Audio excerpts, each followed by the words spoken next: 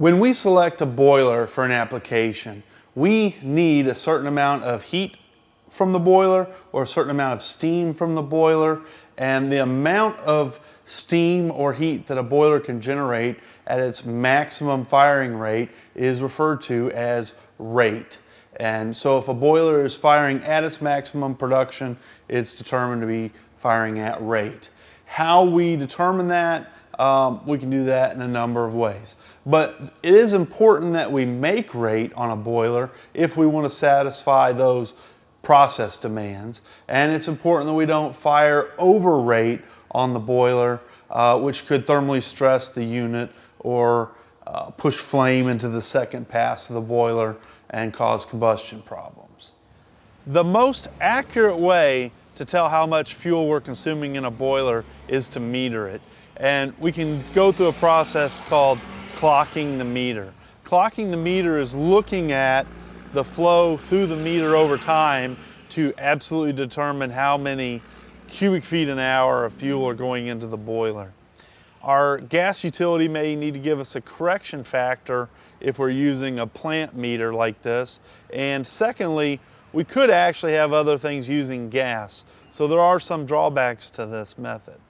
In your facility, you may have building heat requirements. You may have other boilers, furnaces, and other pieces of equipment using gas besides the boiler you're trying to meter.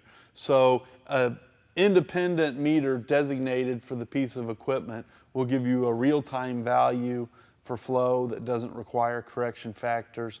This is really the way to go. In many instances, a burner manufacturer will give you a rated manifold pressure or gas pressure at the burner manifold to indicate that you're at rate with a burner.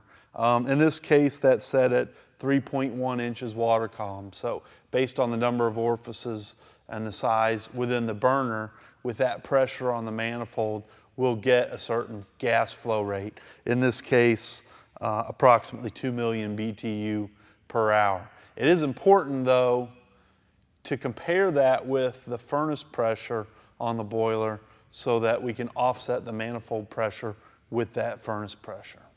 An additional easy way to check that you're not exceeding rate is to look at your stack temperature.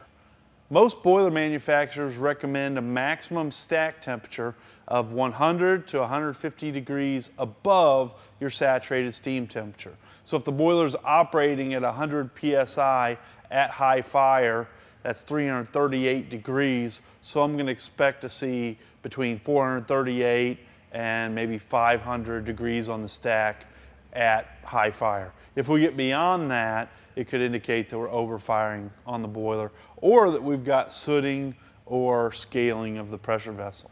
So getting to rate on the boiler is important if we want to get the maximum BTUs out of the equipment, if we size for that and we need that horsepower of those BTUs. So we can clock the meter, we can look at the manifold pressure, we can look at the stack temperature.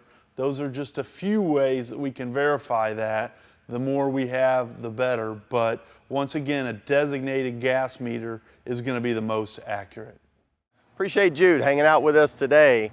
Now, Jude was actually answering a question that was a comment that was on our YouTube channel. We're here to be a resource for you, so make sure that you leave those comments and we'll be sure to answer or maybe even shoot an episode. Well, like us on Facebook, follow us on Twitter.